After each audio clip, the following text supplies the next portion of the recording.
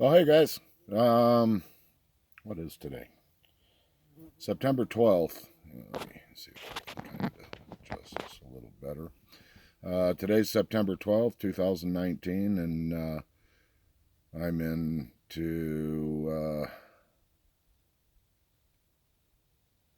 Let me get up here. Came up here on the 9th. Okay. So I've been up here for a few days, and up here at Hilltop 91. And I'm going to take a little bit of time to try and address a few questions that I've had on this YouTube channel. And I don't know if I'm going to give you the kind of answers you're looking for, or completely answer your questions. But I'll give it my best shot. EMS Lionheart had asked, will you document and share the evenings as well as any activity caught? In most of my videos, I try to talk a little bit about some of the stuff that I'm experiencing.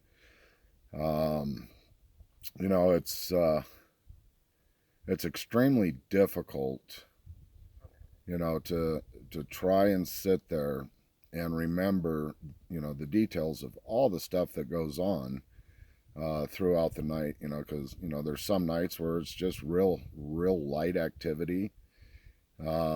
Other nights it's, it's insanely busy. So trying to document and share what's going on in the evenings. The best answer I can give you for that, and that kind of addresses somebody else's question. And I do not run any equipment at night. No lights, no lanterns, no campfires. The only thing I use when I'm out is an audio recorder, and then my cell phone for taking photographs of things that I find and making these videos. So I will try to do better in my videos to explain the activity that I have. But sometimes it's so overwhelming that I have to think about everything that happened, and try and put it in its place up here. Because when you experience things, hello camera, and that's going to be another question I'm going to address. Shake, rock, rattle, and roll. Get back into focus. There we go. It has to be something with my autofocus. Bug. What was I saying? Oh, the activity gets so intense that it takes me a while to process this stuff. When you experience things like this, over at Squatch Camp last year, I think it was my last trip in there, my second to last trip. But a light on the side of a pine tree had, it was very bright white. The best I can tell you is it was like the shape of a 2x4. It was rectangular in shape. It started about, I don't know, 2 feet off of the ground on the tree, and went up 6 feet, 7 feet, something, somewhere in that. It was about 40 yards away from me. But when this thing lit up, it wasn't shining light, like, if you picture somebody trying to shine a light on the tree and the whole tree lights up, or um, it wasn't even light emitting out, because I couldn't see any bark around it. It wasn't illuminating anything. Let me put it that way. It was just a bright white light. The only way I can describe this is that I was looking into, another dimension, if you want to call it. I don't care what you call it. It happened, and I, this has been a year, and I'm still trying to, find words for it or explanations for it. But the best way I can describe it is like if you're watching a sci-fi movie, maybe a B-rated movie. I don't know. I don't do a lot of sci-fi movies, but uh, say a character's walking around, or maybe it's in space, and it opens up, and you can see into, but there's nothing coming out of. So that's the best way I can describe it. And here we are, almost a year, later, and I still can't find the right way to describe it. That's the best I can do. So do with it what you will. But as far as the documenting and that, I'll try and do better with explaining a lot of what happens. I do run my audio recorder every single night, so it's fairly easy, for me to, if somebody poses a question on, when I'm trying to do better video with that, I can go back into the audio and listen to the activity of the night while I'm awake, and maybe be able to get in and answer some questions a little better, because it's not like I'm experiencing this stuff and just keeping it all inside my head. There's there's a whole lot of what the fuck was that, and that's the only words I, if those words offend you, I'm sorry, but those are the only words that can describe a lot of this that I'm experiencing out here, and it's the proper words. You come out here and you experience this stuff, you're going to say the same exact thing. I hope that kind of answers your question, EMS Lionheart. If there's anything you'd like me to elaborate on, please send me an email. Going to OMAH, OMAH. And this is in reference to one of the previous videos I did up here. And asked, did I think it was a cloaked Bigfoot that had messed with the camera, or that the camera was trying to focus on it? Here we go. Here, the camera's doing it again. It only seems to do it up here at this location. The technical answer to it is, there's something with the autofocus that I haven't figured out how to take care of on this phone. Anybody has any ideas? It's a Galaxy S9. So I'm leaning more towards, that it's something mechanical with a phone, with autofocus. Now, is it possible that a cloaked Bigfoot, first thing I'm going to say is I despise the phrase a cloaked Bigfoot. Do they cloak? I hate it. Because what I personally believe is going on isn't them, you picture the movie Predator, he cloaks, or a starship in a movie, like, I don't know, is it the Klingons and was that Star Trek? their birds of prey cloak. You know, it's nothing like that. Um, but it does look really damn close to what you see in the Predator movies. I mean, it looks really close to that. What I believe it is, and I could be wrong, and I could be wrong on a lot of stuff, and until I experience something that causes me to change my line of thinking on something, I have to go with what I'm experiencing. Um, but the human eyes, there's only so much that we can see, and everything that we see is dependent on light reflecting off an object. You get down in the bottom of a coal mine and turn off the lights, you're not going to see anything. For you to be able to see something, it requires light to shine and reflect off of something. And the light that we as humans can see, what the rods and cones in our eyes are able to pick up and transfer through the optic nerve and into the brain, and the brain shows you the picture.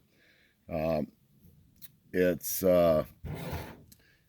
it's just a little itty bitty spectrum of light versus this massive amount of light that we know about. Infrared, ultraviolet, X-ray light. I mean, there's just this huge scope of light that we know about, and a lot of all this other light, it takes specialized equipment to be able to, per se, see it. And everything has a vibrational frequency. Just kind of like what Nikolai Tesla says. If you think about the universe and in the terms of frequencies and vibrations, you'll start getting an understanding. So uh, everything has a vibrational frequency, and depending on the frequency of that vibration, and here we are going into quantum physics, but the frequency of that vibration is the determination of whether the light that our eyeballs can register, that little itty bit, whether it reflects off of it or not. But remember, you've got that whole spectrum of light that we can't see. So the forest people, what I believe is going on, based on quantum physics and, quantum mechanics, is that their vibrational frequency is at a level that is not the same vibrational frequency of what we can see. And, somehow or another, they have the ability to control their vibrational frequency. So as they slow it down or speed it up, whichever way it is, that vibrational frequency comes more into harmony with what we can visually see. But you're not seeing the full thing yet, so you're starting to see a little bit of light start to reflect off of their vibrational frequency, and it allows us to partially see, and it's what I call a distorted image or a shimmering image, because that's exactly what it looks like. And yes, I have seen it time and time and time again. Um, it's I couldn't even begin to count how many times that not just myself, but majority of the people that come out here with me and get to experience this stuff, they see it. So I've had probably between family and friends and other researchers and what have you, probably about 30 people that will verify exactly what I'm saying. So it's not, it's not my only eye, just kind of magically, you know, imagining this. It's not an imaginative thought or anything under those lines. It's actually there. When you look and you see part of a tree that's all blurred out, and an area right around the tree that's blurred out, but everything else around it and above it is absolutely in focus. And you look left and everything's in focus, you look right, everything's in focus, blink a couple times, looking all over the place, everything's in focus, look back to that spot, and there's that shimmering image again, in the shape of a of a person, a very large person, sometimes a very small person, some of the young ones. Um, so that's kind of the drawn out uh, answer, if you would, uh, for the cloaked Bigfoot and that. Um, Mike Severe Cool. Are there other researchers you know of in this area? Yeah, there are a lot of researchers. I know, just in Arizona,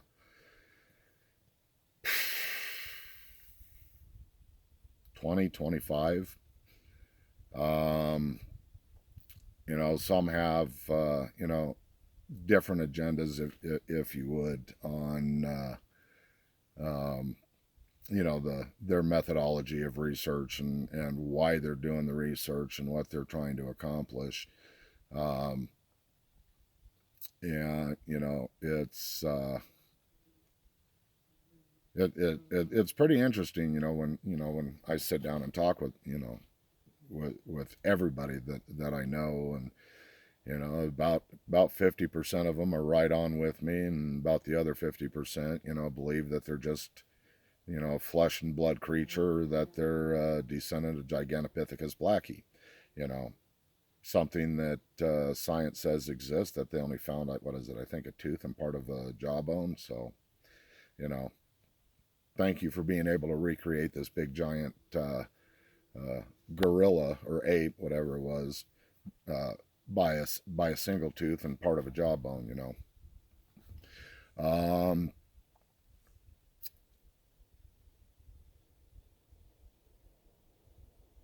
I think the most popular researcher in the state of Arizona is no longer with us. He passed a couple years ago, and unfortunately, I never did get the opportunity to meet him. But Mitch Rate. Um, Part of what I do is based on how he did everything. Hence red shirt. I always have the red shirt. Um, but he was hands down the most active researcher in the state of Arizona, and the amount of information that he has compiled, in that, I don't know, I think it was like 9, 10 years that he was researching. Actually, I would love to get my hands on that, and you know, see everything that he did that he doesn't show on the videos, and yeah, a lot of his results.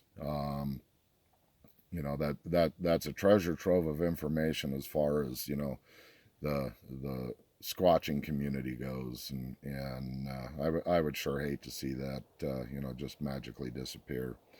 But anyway, I can guarantee you that there is nobody in the state of Arizona that is putting the time out here in the field that I'm putting out here. I can guarantee it. There's a lot of people that do spend time out, and they're doing a good job. Um, but I don't think, I'll make the statement. I don't think, in my humble opinion, that there's nobody in the state of Arizona that knows what I know, um, other than Chuck. Um, we've made a pretty damn good relationship, and the things that that we experience out here. I mean, you can't help but get close to somebody, and develop a lifelong relationship. Um, and he puts a lot of time out here. Nowhere near as much as he would like to, but he does spend a lot of time out here. So I would say he's in the last little over 2 years that he's got you know been out here about a third of the amount of time that I've been out here. So and that's a lot of time. Um, yeah, I don't think anybody in the state of Arizona, and has experienced anywhere close to what I have, what Chuck has, and a lot of the stuff that everybody else that comes out here with me gets to experience. It's not bragging, because that's not me. I'm not a look at me guy. I'm just stating a fact that you know what I've got going on far exceeds what everybody else has got going on. I can promise you that. And I can take the Pepsi challenge on that. So let's move on. Max Powers, can I address them with questions, or do they feed you with concepts? I ask them questions daily and nightly.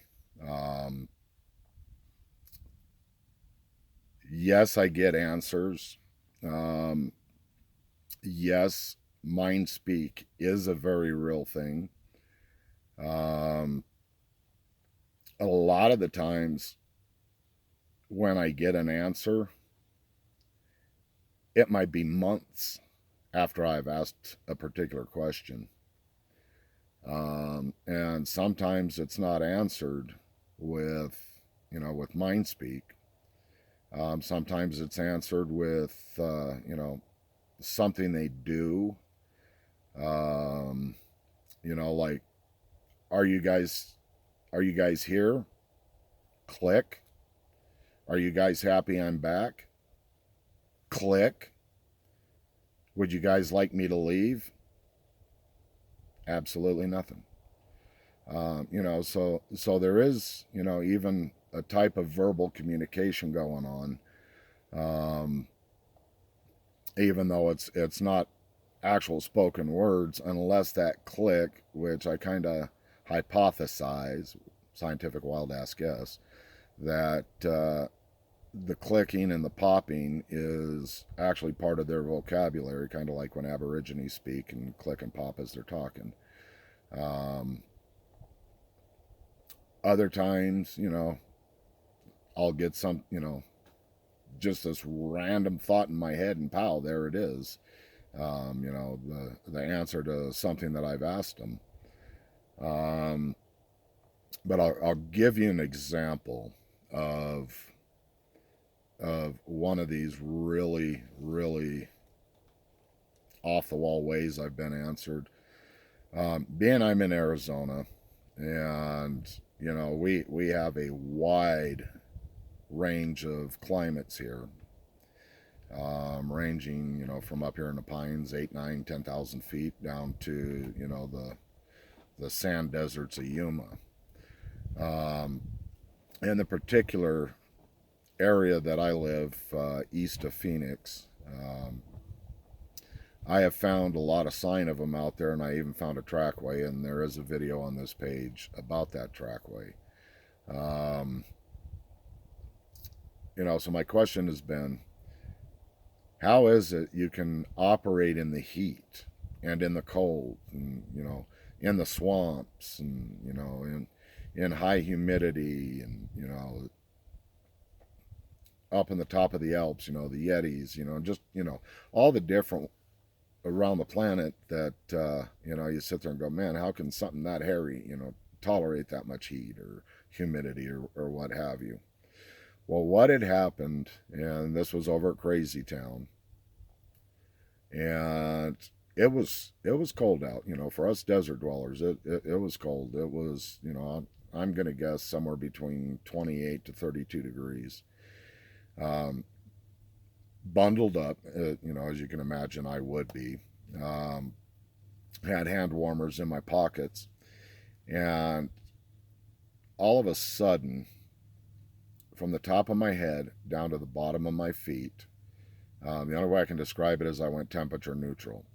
I could not feel temperature. I could not feel the cold outside, the cold on my skin. I couldn't feel the heat coming off of the heat packs in my pockets. I could feel the texture of it. All those senses were working, but the ability to feel temperature hit me. And I was talking to Chuck about this, and I think my neighbor was up there on that trip, but um, I was explaining exactly what I was feeling, and that I was temperature neutral. And I think Chuck had said something to the effect of, I would sure like to feel what that's like, or something in that aspect. And shortly after that, he got the same exact thing, so it wasn't just me. It wasn't my neurological system, going haywire. Um, it was something that I experienced and Chuck experienced simultaneously. And it lasted for several minutes. And, when it's cold outside, I tell you what, it's really nice not being able to feel it. So there's an answer that I got. Um, Whether anybody wants to believe that, that's, hello, focus. There we go. That's on you. This happened. I didn't ask for it to happen, other than I asked the question. And, it's, I guess instead of explaining it to me in my mind, they just said, here's your experience. So, there's another one of my, how do you answer that question? How do you explain that? Outside of, the uh, laws of physics that we are attached to. Um, the typical classical scientific uh, way of trying to explain that, there's no way that could happen.